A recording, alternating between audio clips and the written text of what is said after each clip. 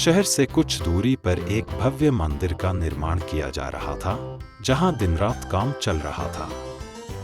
मंदिर में लकड़ी का काफी काम था, इसलिए कई मजदूर लकड़ी चीरने में लगे हुए थे। चारों ओर लकड़ी के लट्ठे पड़े थे और लट्ठे व शहतीरों को चीरने का काम जारी था। सभी मजदूरों को दोपहर के भोजन के लिए शहर जाना पड़ता था। इस कारण दोपहर के समय वहां 1 घंटे तक कोई मौजूद नहीं रहता था। एक दिन जैसे ही खाने का समय हुआ, सभी मजदूर अपना काम छोड़कर शहर की ओर चल दिए। एक लट्ठा आधा चिरा हुआ वहीं पड़ा रह गया। आधे चिरे लट्ठे में मजदूर लकड़ी का कीला फंसाकर चले गए। ऐसा करने से दोबारा आरी वहीं से घुसाकर चलाने में आसानी होती है।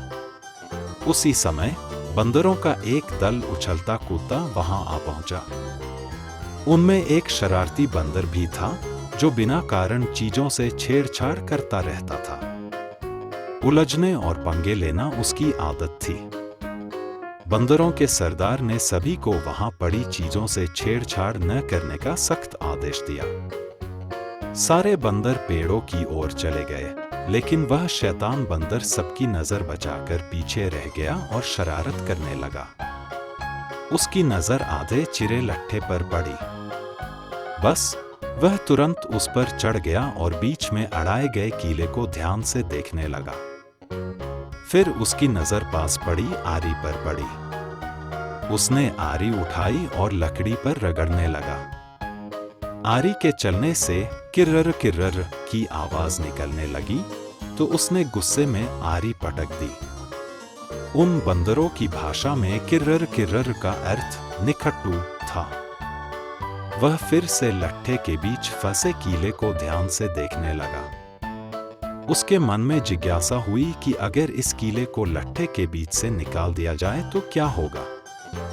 अब उसने कीले को पकड़कर उसे बाहर निकालने की जोर आजमाइश शुरू कर दी। लट्ठे के बीच फंसा कीला 2 पाटों के बीच बहुत मजबूती से जकड़ा हुआ था। क्योंकि लट्ठे के दोनों पाट मजबूत स्प्रिंग वाले क्लिप की तरह कीले को दबाए रखते हैं।